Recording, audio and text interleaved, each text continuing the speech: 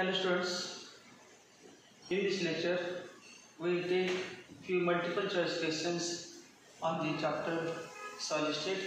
Topic is unit cell and three-dimensional lattice. Unit cell and three-dimensional lattice.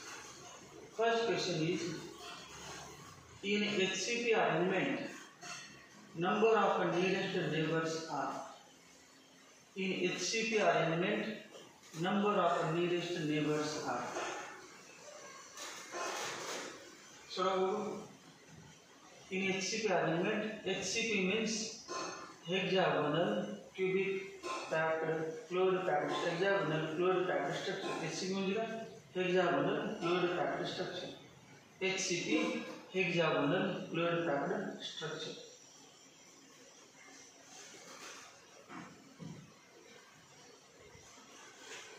Hexagonal fluid packed structure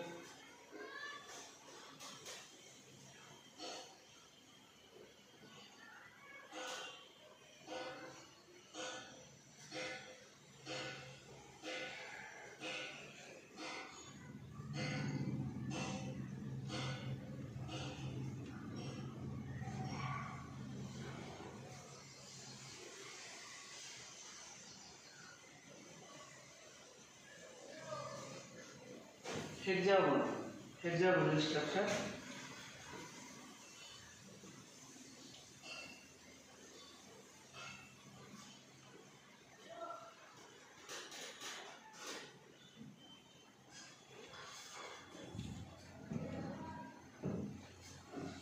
in hexagonal fluid packed structure number of nearest neighbors म्हणजे काय number of touching spheres एक sphere ला किती sphere touch होतात coordination number nearest neighbours म्हणजे coordination number of each atom each lattice point in hexagonal fluid packed structure. आता आपण कुठला एटम घेऊया हा एटम घेऊया. हा एक एटम आहे सेंटरला आणि त्याच्या भोवती 6 ठेवलेले आहेत म्हणजे असे हे सेंटरला एक एटम आहे आणि त्याच्या भोवती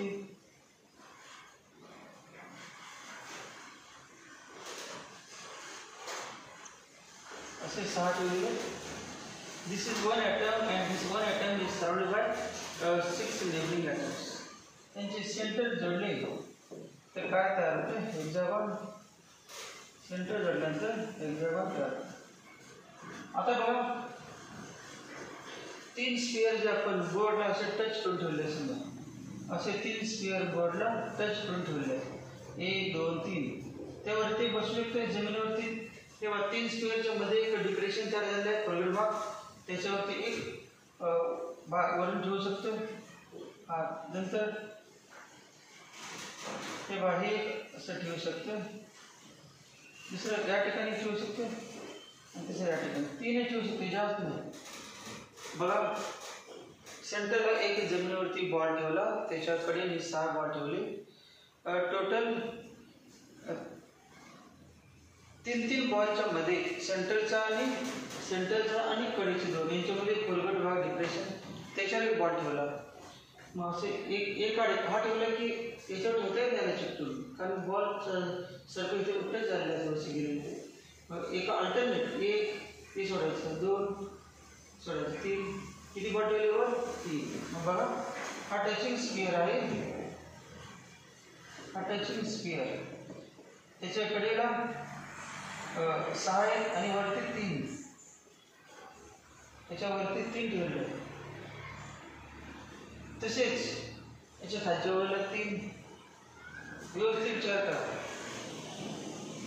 एक बॉल ठेवला त्याच्या कडेने 6 त्याच्यावरती 3 वरती 3 ठेवलेत आणि खालच्या बाजूने 3. हा प्लेन सरफेस आहे. प्लेन सरफेस मध्ये सेंटरच्या बॉलला 6 बॉल टच केलेला आहे त्याच्यावरती 3 ठेवलेले आहेत. ते तिन्ही पण त्या सेंटरच्या वर टच होतात आणि या प्लेनच्या खालच्या बाजूने पण 3 टच केले आहेत. टोटल किती झाले मग 6 वरती 3 आणि खाली 3 coordination number 12. The number of atoms or molecules contained in one primitive cubic unit cell. The number of atoms or molecules contained in one primitive unit cell. How many atoms or molecules are contained in one primitive unit cell? Primitive unit cell म्हणजे काय? Simple cubic unit cell. Primitive unit cell म्हणजे simple cubic unit cell. Simple cubic unit cell. याचे corner किती आहेत? क्यूबला 8 corner. क्यूबचे 8 corner असतात आणि प्रत्येक कॉर्नरला काय? प्रिमिटिव्ह मध्ये काय करायचं? 4 बॉल जमिनीवरती एकमेकाला टच करायचं आणि त्याचा स्क्वेअर तयार करायचा सेंटर जोडले आणि त्याच्या वरती बरोबर 4 ठेवायचे. सगळ्याचे सेंटर जोडले काय होणार? क्यूब तयार होणार. Simple cube. आता हा जो बॉल आहे हा लॅटिस पॉइंट आहे, तो त्याचा कितवा भाग या रूम मध्ये आहे, या क्यूब मध्ये आहे? कितवा भाग आहे? 1/8 पार्ट. बरोबर. या क्यूबचा हा कितवा भाग आहे? 1/8 पार्ट. कारण हा क्यूब किती जण कॉमन आहे बघा की. हा क्यूब हा जो ॲटम आहे या क्यूब मध्ये आहे. नंतर समजा पुढे आपण असंच वाढलेलं क्यूब हे बघा या क्यूब मध्ये आहे कॉमन. पुढच्या क्यूब मध्ये आहे. त्यानंतर याला लागून काय? याला लागून पण काय असणार आहे? क्यूब असणार आहे पुढे. त्याला लागून पुढच्या ओळीला क्यूब असणार आहे. त्या ठिकाणी पण येणार आहे. पुन्हा याला लागून एक क्यूब असणार आहे.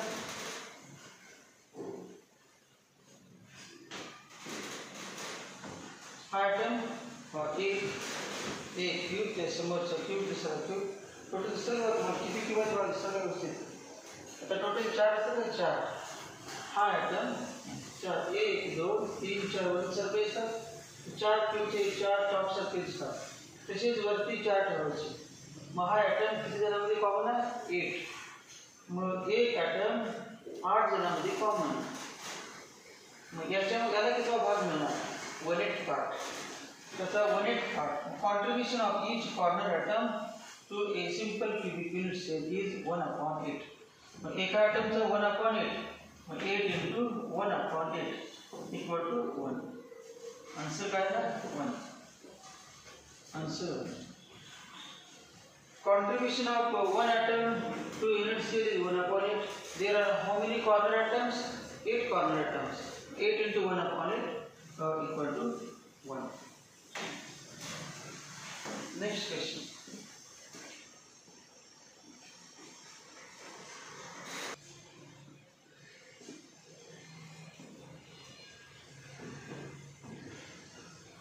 Question number 3. Number of atoms per its cell in a crystal is 2.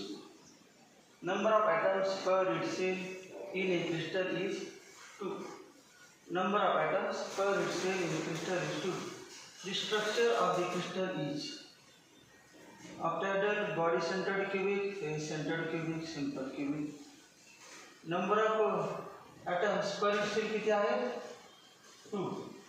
मग आता विचार करा, number of atoms per cell 2 असणारी एखादी बॉडी शोधून काढा. स्ट्रक्चर 8 कॉर्नर तर 8 असतात, हे तर माहिती आहे.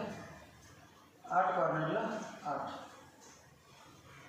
आणि बॉडीच्या सेंटरला एक असेल. बरं, 8 atoms are present at the 8 corners. There are 8 lattice points at the 8 corners. And 1 is at the body center. Total 8 कॉर्नरचे contribution किती आहे युनिट सेल मध्ये? 8 into 1/8 equal to 1. आणि एक तर पूर्ण बॉडी मध्ये आहे. 1 at body center. Body centre म्हणजे टोटल 8 कॉर्नरचे मिळून आपल्याला या युनिट सेल मध्ये किती ॲटम येणार? एक ॲटम 8 जणांमध्ये शेअर केलेला 8 क्यूब मध्ये. मग आपल्या वाटणीला किती येणार? 1/8. मग 8 into 1/8 equal to 1. आणि हे किती? 1. Total 1 + 1 equal to 2. कुठली diagram? Body centred cubic. Answer body centred cubic. Fourth question. The empty space between the shared balls and hollow balls is as shown in diagram is called. कैसा है? एक, दोन आणि तीन बॉल आहे आणि तीन बॉल मध्ये दुसरे तीन बॉल अरेंज केले असे.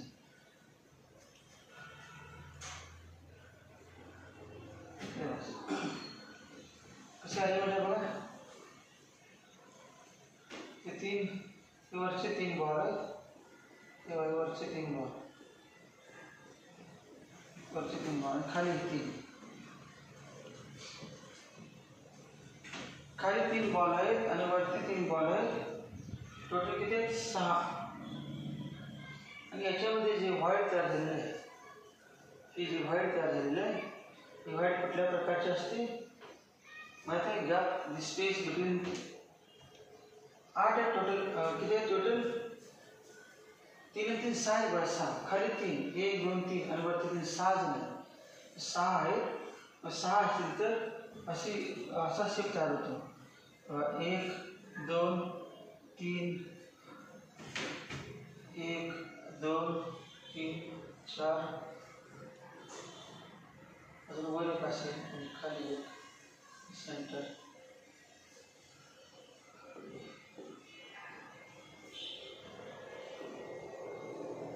कसे ना बघ हा याच्यावरती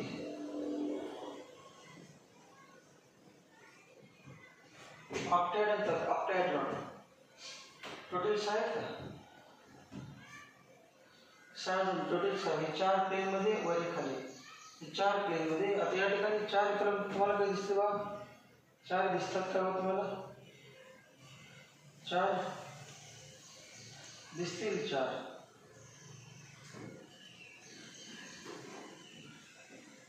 एका प्लेन मध्ये 4 आहेत का बघा. हे कुठलं? ऑक्टॅहेड्रल व्हाईट.